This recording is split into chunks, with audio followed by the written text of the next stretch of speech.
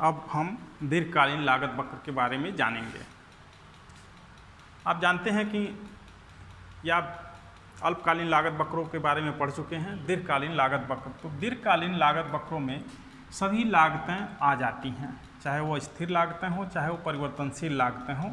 सभी लागतें, सभी पैमाने परिवर्तनीय होते हैं, इसलिए दीर्घकालीन लागतों में सभी लागतें आ जाती हैं।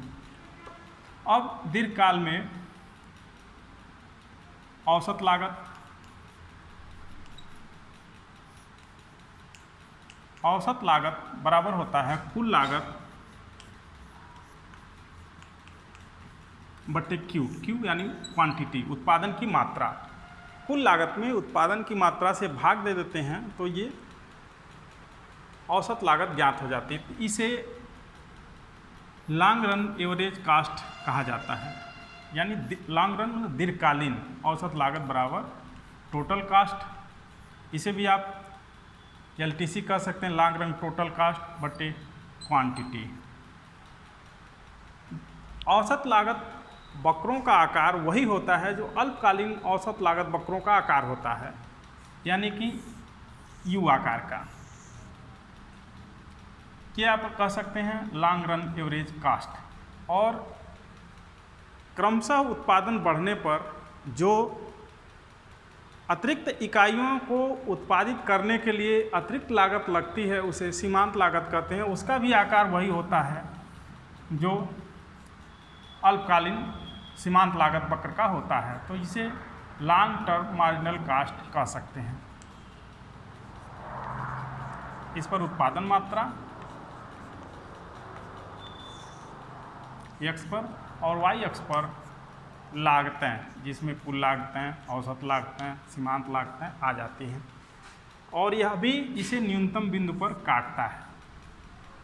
तो इस तरह से दीर्घकाल में हम देखते हैं कि वही आकार होता है U आकार का। एक सवाल आपसे पूछा जाता है कि सीमांत उत्पादन वक्र किस आकार का होता है।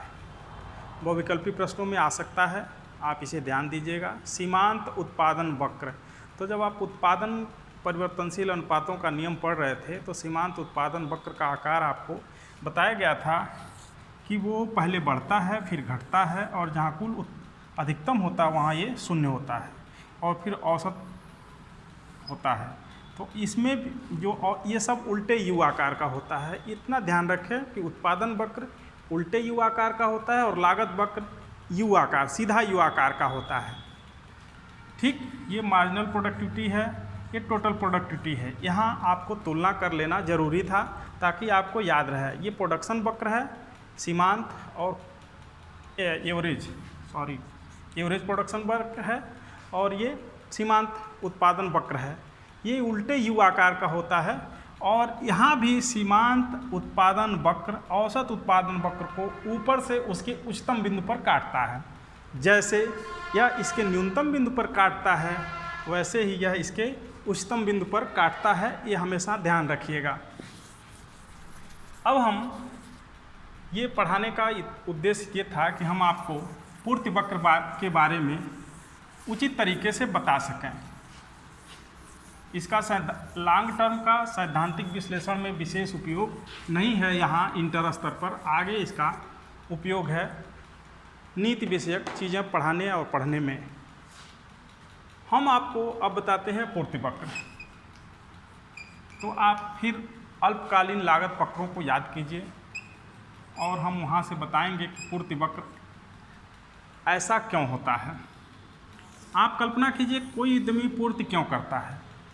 पूर्ति उद्यमी करेगा या विक्रेता करेगा, वह वस्तुएं क्यों बनाएगा, वह उसकी पूर्ति क्यों करेगा, इसके बारे में आपको विचार करना है। तो आपने ये देखा था कि जो औसत वेरिएबल कास्ट है वो पहले नीचे होती है, ये मार्जिनल कास्ट है, average total cost, average variable cast,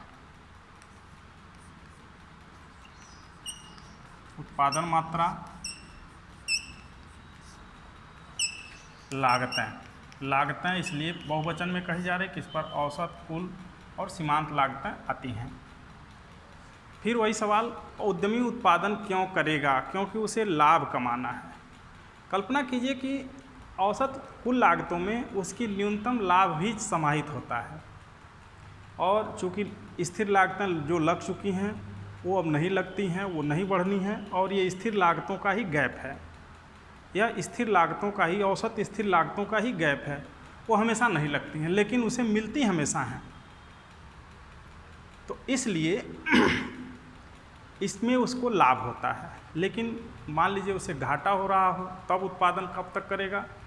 तो तब तक वो उत्पादन करेगा जब तक उसे वेरिएबल कास्ट यानी परिवर्तनशील लागतें प्राप्त होती रहें, यानी जो श्रम को दे रहा है वो मिलती रहें, फर्म को चलाने में जो लागतें लग रही हैं वो मिलती रहें, और कच्चा माल खरीदने में जो लागतें मिल रही हैं वो लग रही हैं वो मिलती रहें, तब तक वो उत्पादन करेगा। यानी जो वेरिएबल कास्ट है वो उसे मिलना ही चाहिए, वो नहीं मिलेगा तो ये उत्पादन बंद हो जाएगा।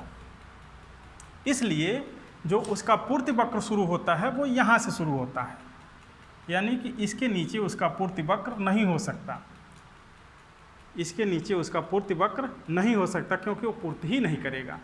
तो इस तरह से वेरिएबल औसत परिवर्तनशील लागत को काटने से ऊपर का सीमांत लागत वक्र ही किसी उत्पादक का पूर्ति वक्र होता है। ये भाग यानी यहाँ से ऊपर का और सीमांत लागत वक्र इसका पूर्ति वक्र होता है। तो अब हम इसको मिटाते हैं और हम पूर्ति वक्र रखते हैं।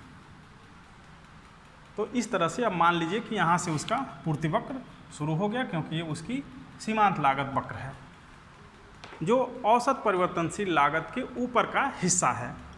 अब यहाँ ये उत्पादन मात्रा या इसे अब बाजार में पहुँच गया तो इसे पूर्ति मात्रा आप कह देंगे हम।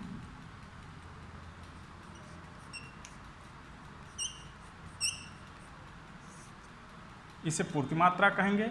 और चूंकि जो लागत है बाजार में वही कीमत के रूप में परिभाषित हो जाती है कि जो लागत लगा रहा है उसे कीमत के रूप में मिलना चाहिए, और दीर्घकाल में उसे वो थोड़ा लाभ भी मिलेगा, क्योंकि कोई भी उद्यमी अपना लाभ भी लागत में रख देता है, और इसलिए इसे अब हम कीमत कहेंगे। तो आप ये देख रहे हैं कीमत बढ़ती जाएगी तो उद्यमी का या आपूर्तिकर्ता की आपूर्ति बढ़ती जाएगी। इसीलिए जो पूर्ति वक्र है, सप्लाई वक्र है, इसकी ढाल ऊपर की तरफ होती है। तो इसको परिभाषित करते हुए कहा जा सकता है कि अन्य बातें समान रहें तो किसी पूर्तिकर्ता को कीमतें बढ़ने के साथ साथ उसकी पूर्ति बढ़ती जाएगी। यानी कि अब इसमें लोच भी परिभाषित होगी, पूर्ति की लोच। तो पूर्ति की लोच में कीमत बढ़ेगी तो पूर्ति किस तरीके से बढ़ रही है वो पूर्ति की लोच पर निर्भर करेगी। यदि थोड़ी कीमत बढ़ जाए और पूर्ति ज़्यादा बढ़ जाए तो ये पूर्ति लोचदार कही जाएगी, और कीमत थोड़ा ज़्यादा बढ़े और पूर्ति बिल्कुल मामूली बढ़े तो उसे बेलोचदार पूर्ति वक्र कहा जाएगा। एक पूर्ण लोचदार पूर्ति वक्र होता है जो आपको अगले चैप्टर पूर्ण प्रतियोगिता में देखने को मिलेगा। तो ये इस तरीके का होता है, कीमत बढ़े न बढ़े पूर्ति अनंत हमेशा बनी रहती है। तो ये पूर्ति वक्रों का आकार है, और ये कीमत बढ़ने के साथ साथ पूर्ति बढ़ती जाती है।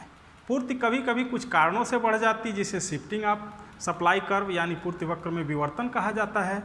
वो ऐसा तब होता है जब कई नई फर्में आ जाती हैं, कुछ मौसम बदल जाते हैं, या कुछ और कारण उत्पन्न हो जाते हैं, बाहर से आयात हो जाता है, तब पूर्ति वक्र शिफ्ट कर जाता है, यानी पूर्ति उसी कीमत पर कुछ ज़्यादा हो जाती है बाज़ार में।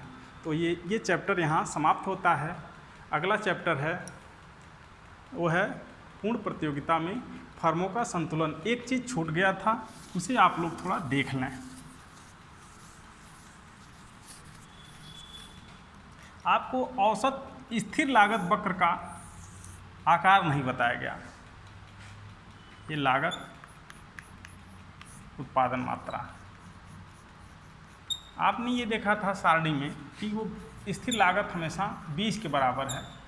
20 में 1 का भाग देंगे 20, 2 का भाग देंगे 10, 3 का भाग देंगे 6 दशमलव कुछ, 4 का भाग देंगे तो 5, और 10 का भाग देंगे 2, और 20 का भाग देंगे तो 1। इस तरह से स्थिर लागत हमेशा घटती जाएगी। तो 20 से ये शुरू होकर निरंतर घटती जाएगी।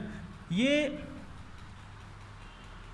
कभी भी x अक्ष को टच नहीं करेगी, भले ही इसके बिल्कुल निकट से निकटतम आ जाए लेकिन कभी भी x अक्ष को टच नहीं करेगी और इसका लोच हमेशा 1 के बराबर बना रहेगा। यानी जो ये इसके अंदर आयत होंगे उनका जो गुणनफल होगा या क्षेत्रफल होगा वो हमेशा 20 के बराबर बना रहेगा। इसीलिए रेक्टेंगुलर हाइपरबोला या आयताकार अतिपरवलय ये आकार का होता है। औसत स्थिर लागत वक्र आयताकार अतिपरवलय के आकार का होता है। इसमें हमेशा ये जो आयत बनेगा इसके बीच वो स्थिर रहेगा, उसका क्षेत्रफल स्थिर रहेगा और वो इस मामले में 20 के बराबर रहेगा।